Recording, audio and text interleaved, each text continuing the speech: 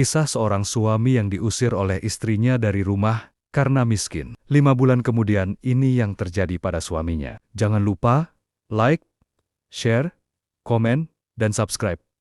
Terima kasih. Selamat menyaksikan kisah cerita ini. Raka adalah seorang pemuda sederhana yang tumbuh dalam keluarga pas-pasan. Sejak kecil, ia terbiasa hidup susah dan bekerja keras demi bertahan hidup. Meski tak memiliki harta berlimpah, ia memiliki hati yang tulus dan penuh cinta. Itulah yang membuatnya jatuh hati pada Laras. Seorang wanita cantik yang berasal dari keluarga biasa saja, namun memiliki ambisi besar dalam hidup. Pertemuan mereka terjadi secara tak sengaja di sebuah kafe kecil. Raka yang saat itu bekerja sebagai pelayan, tanpa sengaja menumpahkan kopi ke meja Laras. Awalnya, pertemuan itu berakhir dengan kekesalan. Tetapi lambat laun, mereka mulai saling mengenal. Laras tertarik pada sifat pekerja keras dan kesederhanaan Raka. Sementara Raka terpesona oleh kecantikan dan keceriaan Laras. Tak butuh waktu lama bagi mereka untuk memutuskan menikah.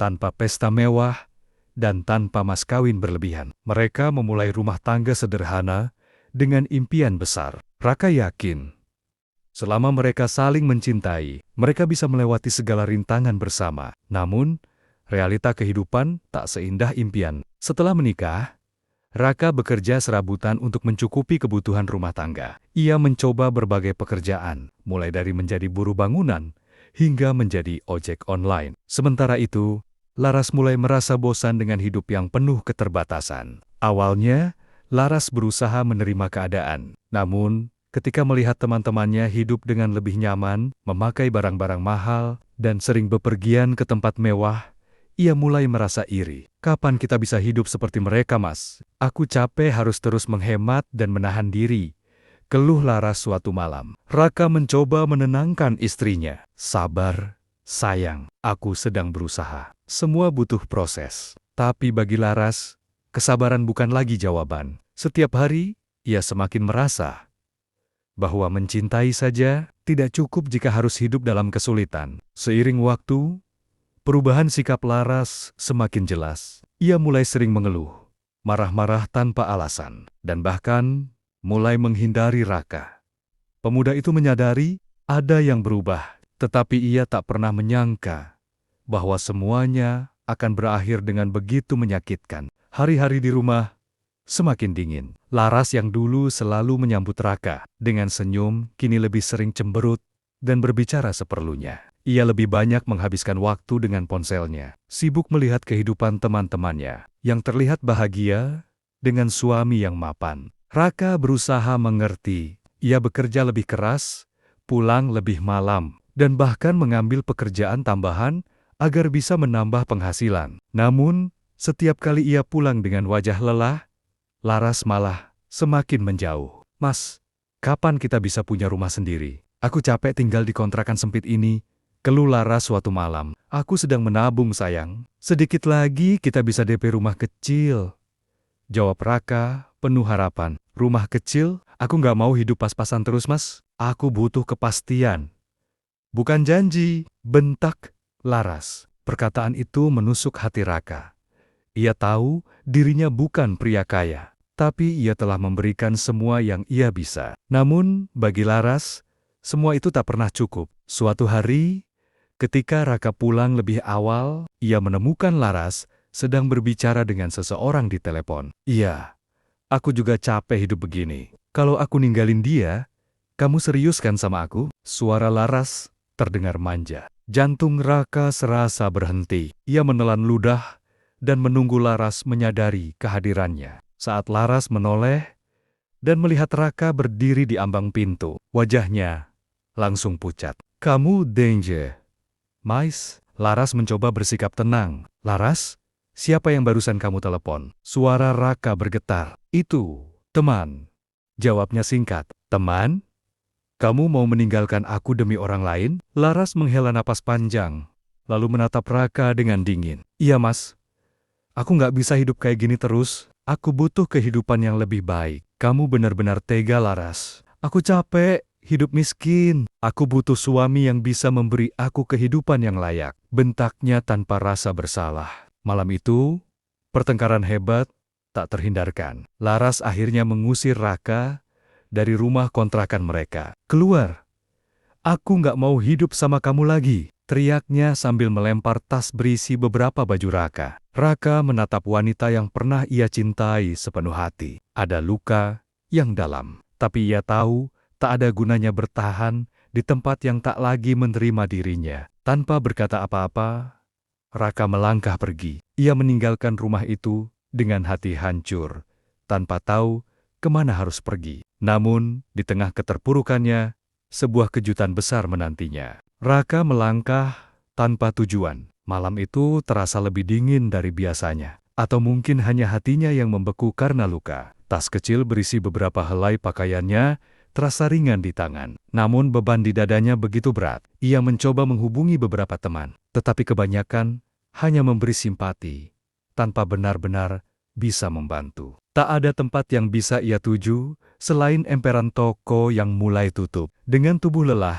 ia duduk di trotoar, menatap langit yang kelam tanpa bintang. "Apa hidupku memang hanya sampai di sini?" gumamnya lirih.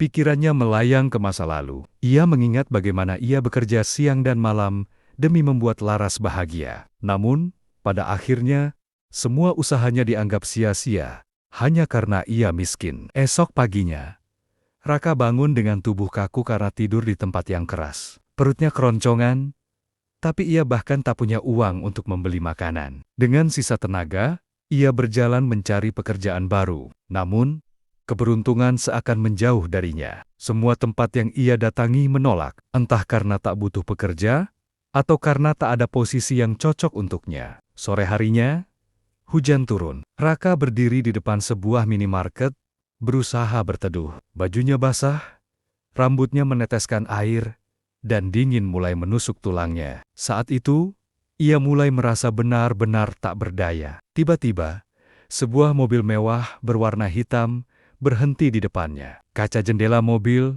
perlahan turun, memperlihatkan seorang pria bersetelan rapi yang menatapnya dengan senyum tipis. "Raka." Akhirnya ketemu juga. Raka mengerutkan kening. Bingung, siapa orang ini? Dan bagaimana dia tahu namanya? Raka masih berdiri terpaku di depan minimarket, menatap pria di dalam mobil mewah itu dengan penuh kebingungan. Wajah pria tersebut tampak familiar, tetapi Raka tidak bisa langsung mengingat siapa dia. "Masih ingat aku?" tanya pria itu sambil tersenyum. Raka menggeleng pelan. "Maaf, siapa Anda?" Pria itu tertawa kecil, lalu membuka pintu mobil. "Masuk dulu. Kita bicara di dalam." Raka ragu. Selama hidupnya, tak pernah ada orang kaya yang tiba-tiba datang menjemputnya. Namun, dengan tubuh yang basah kuyup dan perut kosong, ia akhirnya menghela napas dan masuk ke dalam mobil. Aroma wangi dan hangatnya kabin mobil membuatnya merasa sedikit nyaman. Meski pikirannya masih penuh tanda tanya, mobil mulai melaju perlahan. Raka menatap pria itu dengan penuh rasa penasaran. "Aku Damar," kata pria itu akhirnya. "Teman lama almarhum ayahmu." Mata Raka membelalak. "Ayah? Anda kenal dengan ayah saya?" Damar mengangguk. "Bukan cuma kenal. Kami dulu sangat dekat. Tapi setelah ayahmu meninggal, aku kehilangan jejak keluargamu. Aku baru tahu keberadaanmu setelah lama mencari." Raka masih sulit mencerna semuanya. Sejak kecil, ia hanya tahu bahwa ayahnya meninggal dalam keadaan miskin, meninggalkan ibunya berjuang sendirian. "Tapi, kenapa Anda mencariku?" Damar tersenyum, lalu menepuk bahu Raka. "Karena kamu berhak atas sesuatu yang selama ini tertunda." Raka semakin bingung. Namun, sebelum ia bisa bertanya lebih jauh, mobil itu berhenti di depan sebuah gedung tinggi dan megah. "Kita sudah sampai. Masuklah. Aku akan menjelaskan semuanya." Dengan langkah ragu, Raka turun dari mobil dan menatap gedung megah itu. Ia tak tahu apa yang menunggunya di dalam. Tetapi satu hal yang pasti, hidupnya sebentar lagi akan berubah. Raka berjalan memasuki gedung megah itu dengan perasaan tak menentu. Lantai marmer yang berkilau, lampu kristal yang tergantung di langit-langit, serta deretan orang berpakaian rapi, membuatnya merasa asing. Ia bahkan merasa tak pantas berada di tempat semewah ini. Damar membawanya ke sebuah ruangan luas dengan jendela besar yang memperlihatkan pemandangan kota. Di tengah ruangan, ada sebuah meja besar dengan beberapa dokumen yang tertata rapi. "Duduklah, Raka," kata Damar sambil menunjuk kursi di depannya. Raka menelan ludah dan duduk. "Bisakah Anda langsung ke intinya? Kenapa saya ada di sini?" Damar menghela napas sebelum menjawab. "Ayahmu dulu bukan orang biasa, Raka. Dia salah satu pemilik saham di perusahaan ini." Raka terdiam. Hatinya bergejolak. Seumur hidup, ia hanya mengenal ayahnya sebagai pria sederhana yang bekerja serabutan. Tidak pernah sekalipun ia mendengar bahwa ayahnya adalah bagian dari perusahaan besar. "Tapi, kalau benar begitu, kenapa saya hidup miskin?" tanyanya. Masih tak percaya. "Itulah yang ingin aku jelaskan." Damar menyodorkan sebuah dokumen ke arah Raka.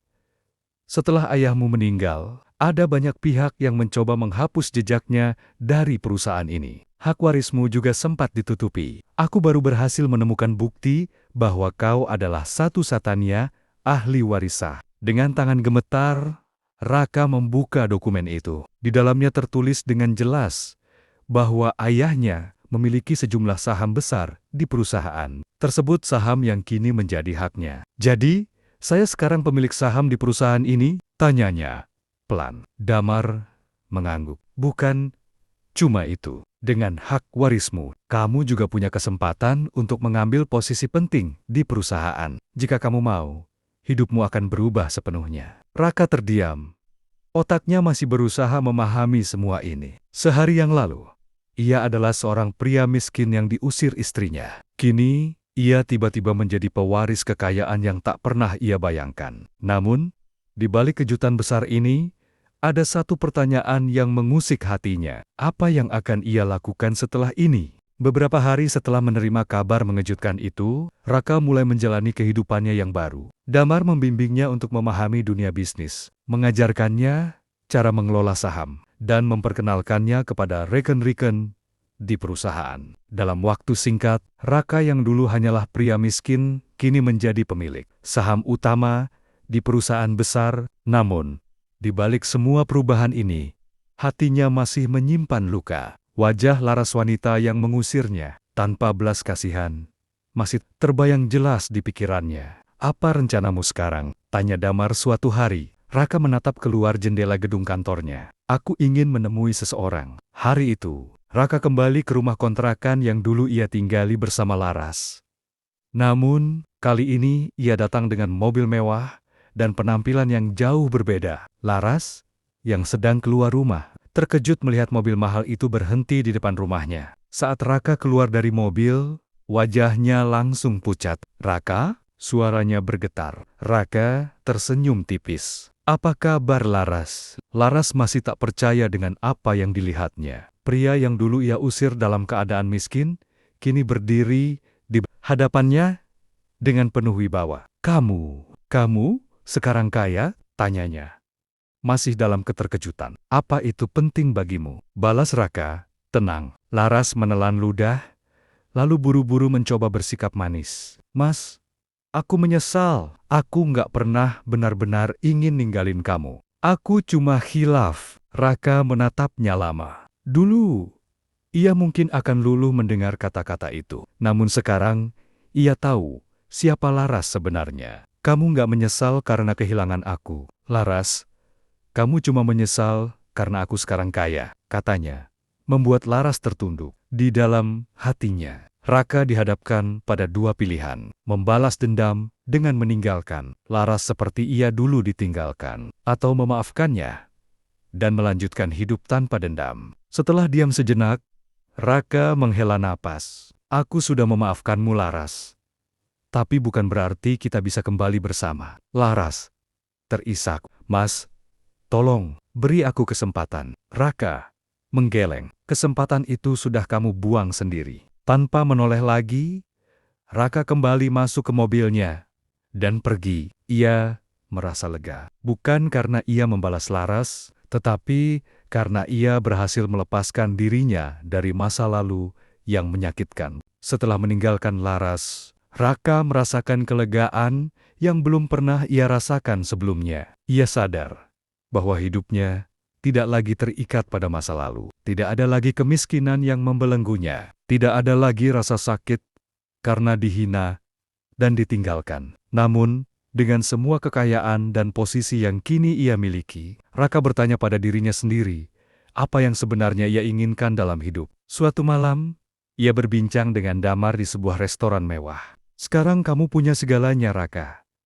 Lalu, apa langkah selanjutnya? Tanya Damar. Raka terdiam sejenak, menatap pemandangan kota dari balik kaca restoran. Aku ingin melakukan sesuatu yang berarti. Aku tahu bagaimana rasanya jatuh ke titik terendah. Aku ingin membantu orang-orang yang pernah berada di posisi sepertiku. Damar tersenyum bangga. Itu keputusan yang bijak. Tidak banyak orang yang masih punya hati setelah mendapatkan kekayaan. Raka mengangguk. Ia tak ingin menjadi orang yang lupa diri. Ia ingin memanfaatkan apa yang ia miliki untuk hal yang lebih besar. Beberapa bulan kemudian, Raka mendirikan sebuah yayasan untuk membantu orang-orang yang mengalami kesulitan ekonomi. Ia membuka lapangan pekerjaan bagi mereka yang berjuang untuk hidup, memberi beasiswa bagi anak-anak yang kurang mampu, dan mendukung para pemuda yang ingin mengubah nasib mereka. Di tengah kesibukannya, Raka juga menemukan seseorang yang tulus mencintainya, bukan karena harta,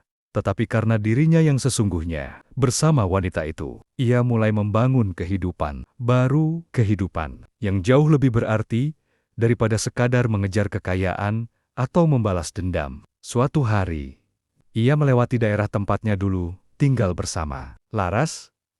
Rumah kontrakan itu kini kosong, seperti kenangan yang sudah ia tinggalkan. Ia tersenyum tipis, lalu melanjutkan perjalanannya tanpa menoleh ke belakang. Hidupnya kini bukan lagi tentang masa lalu, tetapi tentang masa depan yang ia ciptakan sendiri.